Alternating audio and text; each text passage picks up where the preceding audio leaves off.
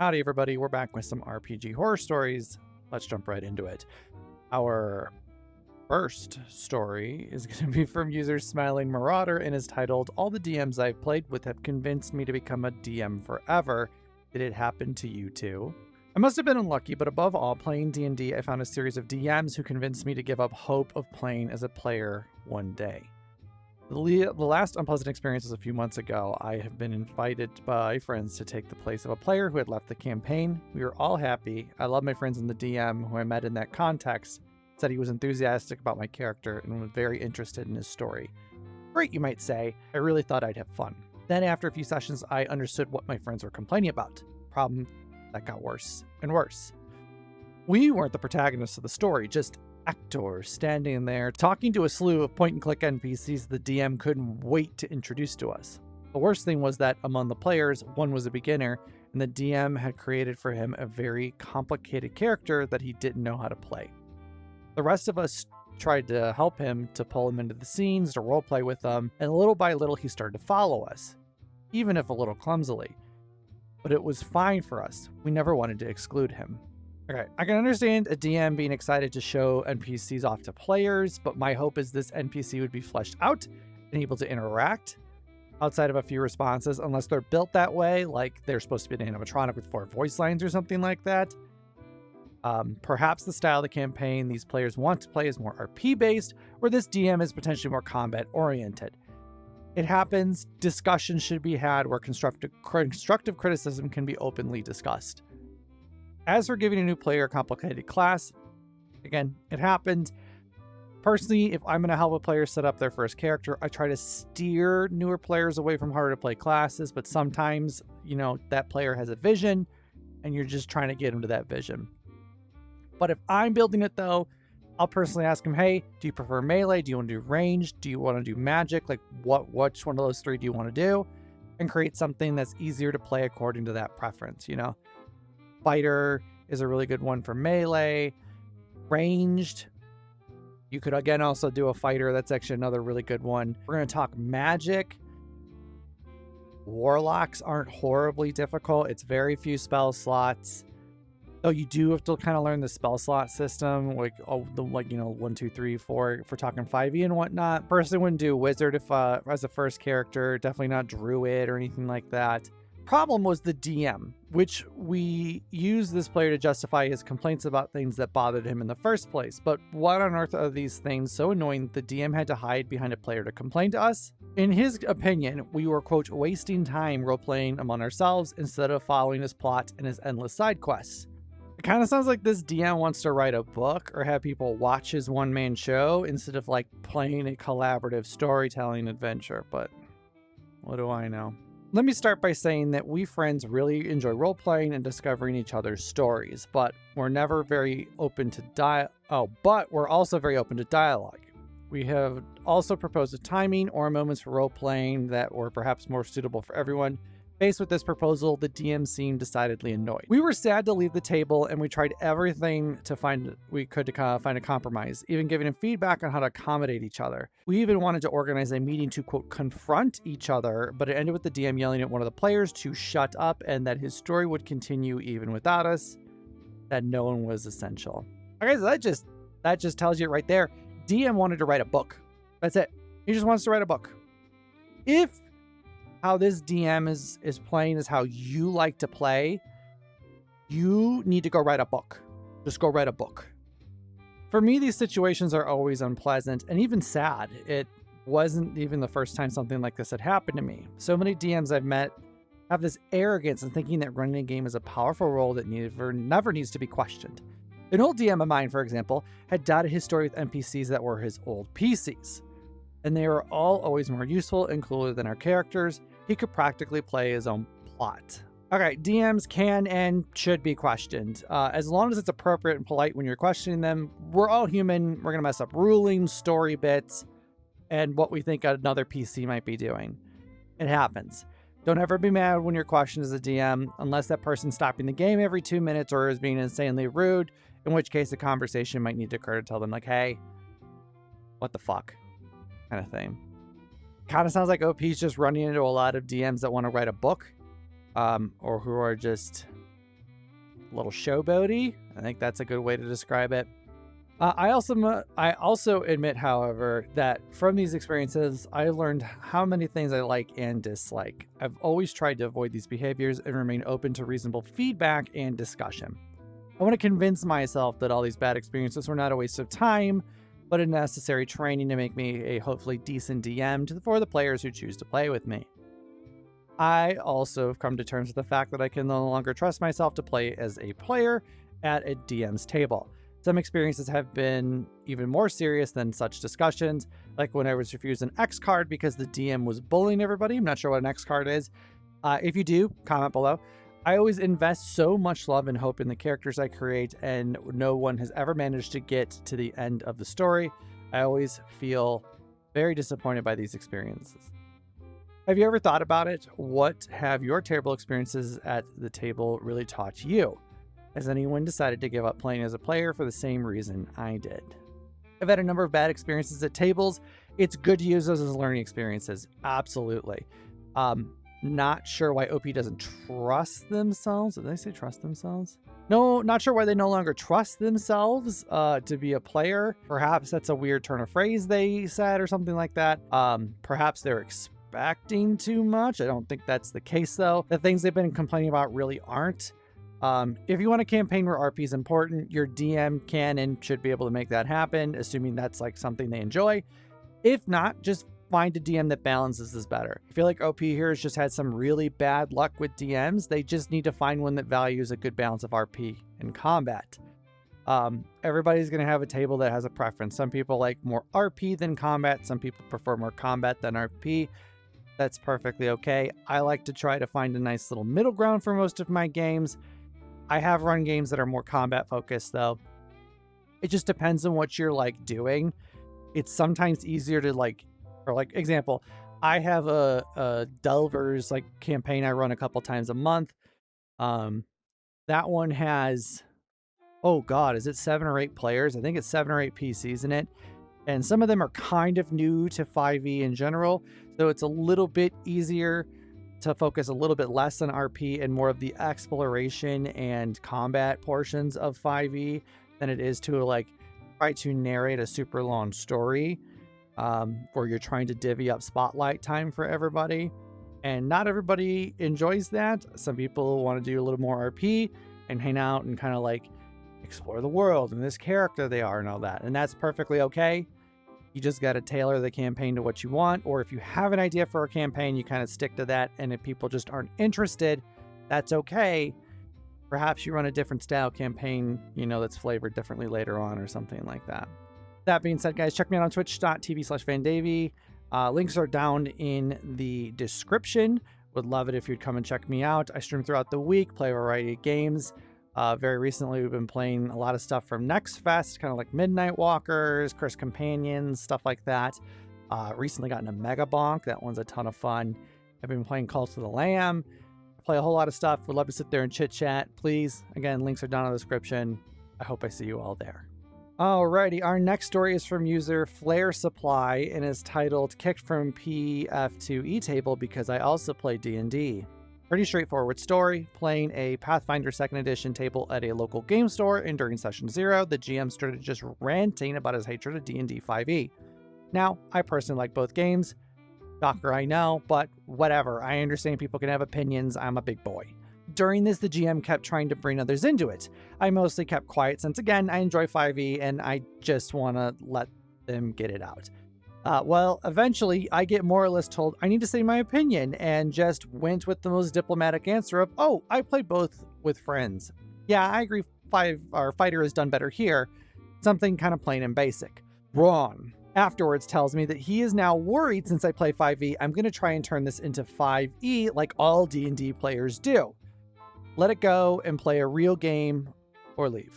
I did, since, I enjoy both, and in fact, many other systems. I won't pretend D&D 5e is flawless at all, but I also have fun with friends, which is the most important part of playing a TTRPG. Thing I'm kind of curious about here is, what does the DM think OP is going to do to try to turn, Pathfinder 2nd Edition into 5th Edition? maybe make it more simplistic, or do they think OP is going to try to bring 5e stuff into Pathfinder 2nd Edition as like quote unquote homebrew, which I don't know why you'd want to do. Like P2E has just a ton, like Pathfinder's got a ton of like options available to kind of pick from. If a DM kicks you for liking another system and because you won't drop that system forever, you've kind of won in the end, they're just a piece of shit. You really probably don't want to play at that table. I understand the hate for 5e for some. It certainly is. It's not a perfect system. I also feel some like to hate on 5e because it's one of the more popular systems out there, and hating it for being more mainstream, essentially, and not like for actual nitpick issues you have with the system. Kind of happens sometimes. There's people out there that kind of like hipsters. They're like, I prefer Pathfinder 2e because, I don't know, I play complicated advanced systems for big brain people or whatever.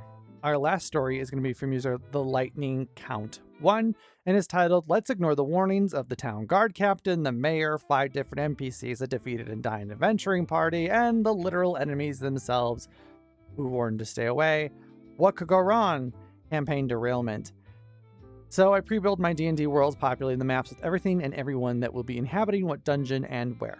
Sometimes I video game it where I mix and match rooms from different dungeons from different campaigns while swapping whatever group inhabits it.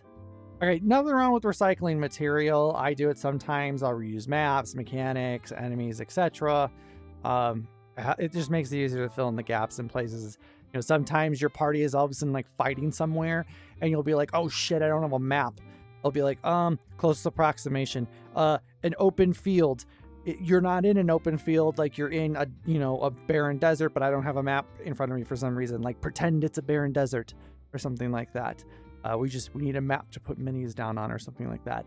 Or recycling material because you enjoyed the material. Again, nothing wrong with that. If there's certain mechanics you really enjoy playing, especially if you want to make that mechanic an overarching theme, or if they just don't get to something and you really like it and want to reuse it later. Again, nothing wrong with recycling. To be honest, it's a tool in the DM's toolbox. Use your tools. For this campaign, there is a very large fort in the northwest filled with a military force who does nothing outwardly. They recruit and constantly fight the Underdark as a crusade to purge it. In my world, the Underdark has very small openings throughout the world, but the big one in the northwest is guarded by the Order of the Unseen Hand. Think Night's Watch or Grey Warden's inspired group.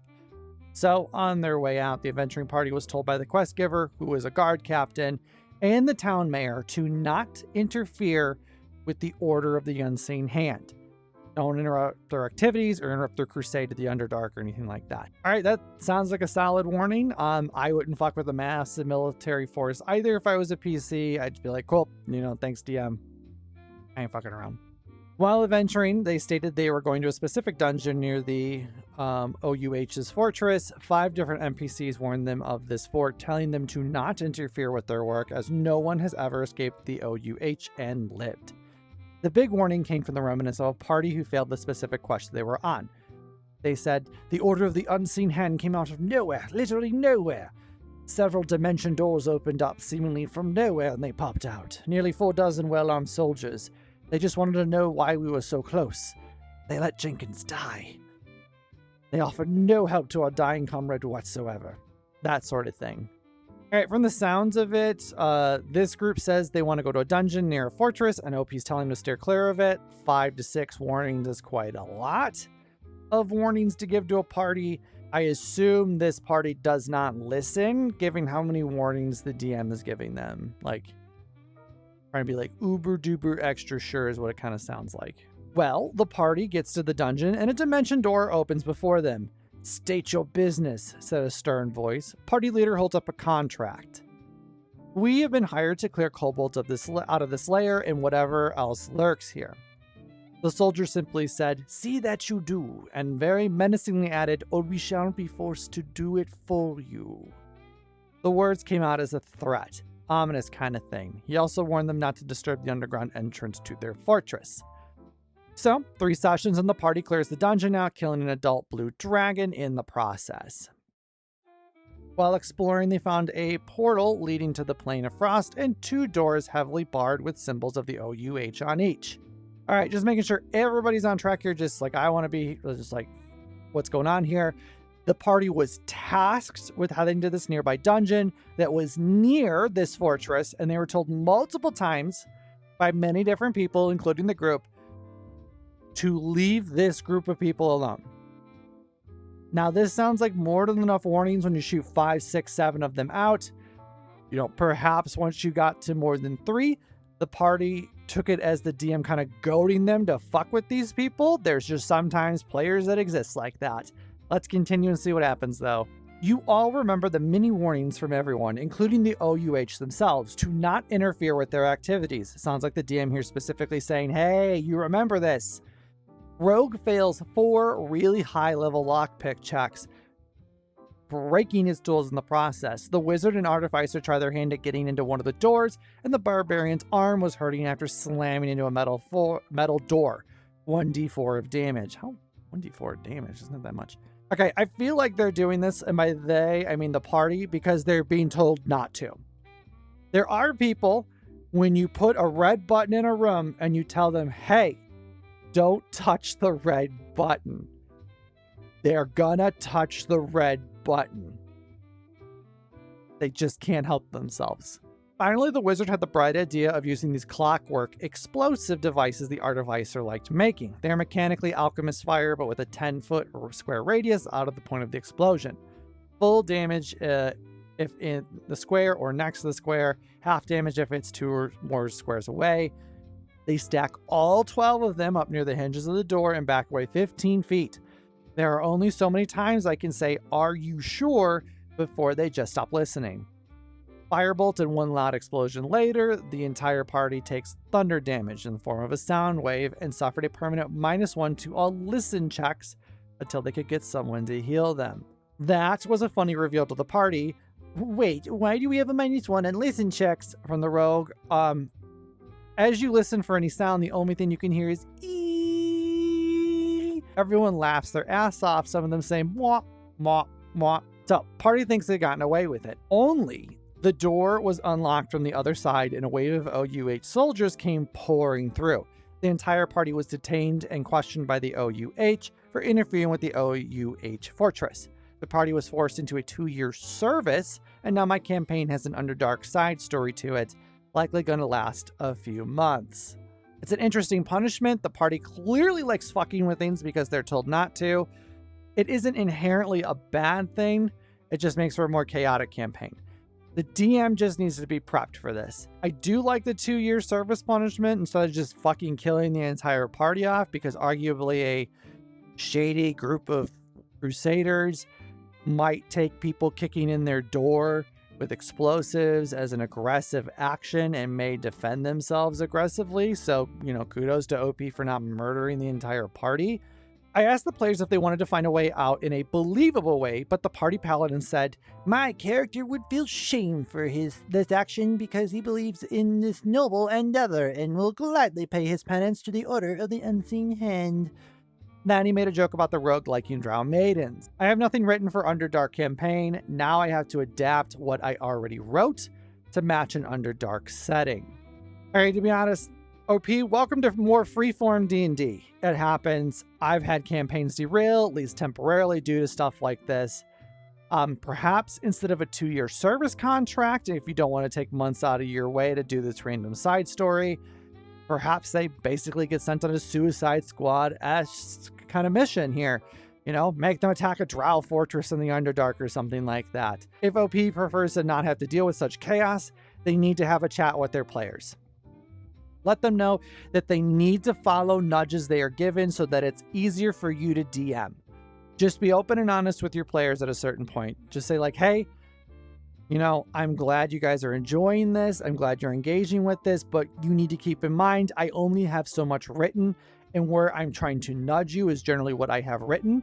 So when you go off track like this, I'm not prepared. And just be like, if we want to do this, I have to stop right here because I need to go write stuff. I'm not prepared for this or something like that.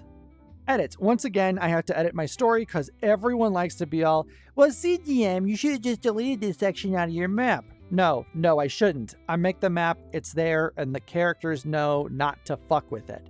Not a cult, it's not an evil organization, it's a holy crusade under the banner of 4 major gods and supported by every major nation in this realm. Instead of viewing it this way, OP, view it as your players want to explore your map actively. If you prefer to not have your players go to places you are not prepared for, again, just be honest with them. Just say, hey, I've got stuff prepped for this, that, and the other, but not this entire Underdark Fortress thing. Can we please try to avoid going there? I'll have to cut this session short, or, I don't have the extra time to prep for this right now. Can you guys please stay away from this? Can you please focus on what I have prepared here? Just something like that. Have an open and honest conversation so that way you're not mad at your players for derailing your campaign when arguably, they're being fucking idiots, but they're still interacting and engaging with the world. They're not destroying your world necessarily. They're just very chaotically interacting with it. And I know that might sound like an excuse. I don't necessarily think it is. Some players are just sometimes chaotic stupid. It's just unfortunately a thing. Would you suddenly drive to Area 51 and decide you're going to walk past the signs? You know what happens. You have to wait 2 to 5 hours in the hot desert sun as the local sheriff comes out. You are given a near $600 fine, and then you get a letter, handwritten from the base commander, telling you that you are not allowed within X distance of their base until Y time has passed. It also doesn't stop there, as you're more likely to be selected for, quote, extra screening when flying. Good luck ever getting a passport or government document on time. Doesn't sound like fun. So if a military base is out there, you are repeatedly told by everyone to not disturb it. Maybe don't disturb the order. If I didn't do a good enough job explaining it, that's my bad. It's not a cult. It's not a dangerous group of psychopaths. It's a holy military crusade backed by every major nation in the realm. It's a giant fuck-off base you do not mess with. Okay, it's not that OP didn't give a good enough warning. They either goaded their players here, and I'm not victim blaming, by giving them so many fucking warnings that they drew unwanted focus to it. Again, think of the big red button. Or they have players that really enjoy more free-form, styled campaigns and going with whatever's in front of them at the time. Just have an honest conversation with your players. They may enjoy being more free-form and just kind of doing whatever, while you prefer something that might be a little more structured. It's about aligning those expectations and being honest. Let them know you don't have stuff prepped. Let them know you don't have time potentially, or for whatever reason, to actually have everything written out to a massive extent. Just be honest and have a conversation. Because from the sounds of it, they are enjoying this. It's just that you, OP, aren't. So expectations might need to be realigned. Okay? It'd be one thing if they were being, consequences of the actions were occurring and the players were actively complaining that those consequences were happening. That'd be one thing. But actively, from the sounds of it, they got a punishment for being fucking idiots and they went along with it. They're engaging with the world. They're engaging with the consequences. That's awesome. They're interested. They're invested. Are they doing stupid shit and pissing you off? Sure, but they're invested in engaging and interacting with your world. And that's not a bad thing. Again, to have more structured stuff, to focus on the stuff you have more, time with, the stuff you are better prepared for. I totally get it. I have been there. I have had players do crap way out of left field to the point where I'm just like, oh my God, what the fuck do I do? It happens. It's perfectly okay. Just take a deep breath, maybe take 15 minutes to figure some shit out, or you go, hey guys, this sounds like we're coming up on a big thing here because you just got sentenced to 2 years of a fucking hard labor contract or something. You need to give me a little time. I got to prep some stuff. I'm not ready for this. Just be honest and then prep that stuff. Or if you prefer them to not go way off the rails, just be like, either A, don't give them a 2-year contract, give them some sort of quicker, more dangerous side quest to kind of wrap up their shenaniganry, or just, again, have that conversation. Just be like, hey, I'm going to kind of push you in a certain direction in certain instances. When I nudge you, please follow that, because that's the content I have prepared and I'm ready and I'm comfortable to play with. Again, All this can be fixed with a nice, simple conversation. Just be polite and kind to each other. Easy peasy. Alrighty, everybody. Thank you guys all for hanging out. That is going to be it for today. Please remember to like, subscribe, and catch me out on Twitch.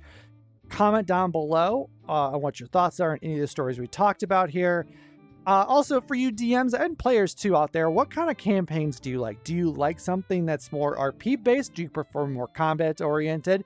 And on top of that, do you prefer stuff that's more railroady and structured, or do you prefer something more free form and kind of maybe chaotic? Like, what are your two preferences for campaigns? Like RP, you know, RP versus combat oriented, and then like free form versus like structured. I would love to hear your thoughts down in those comments. Other than that, I will see you guys all next time. Have a good one, everybody. Bye-bye.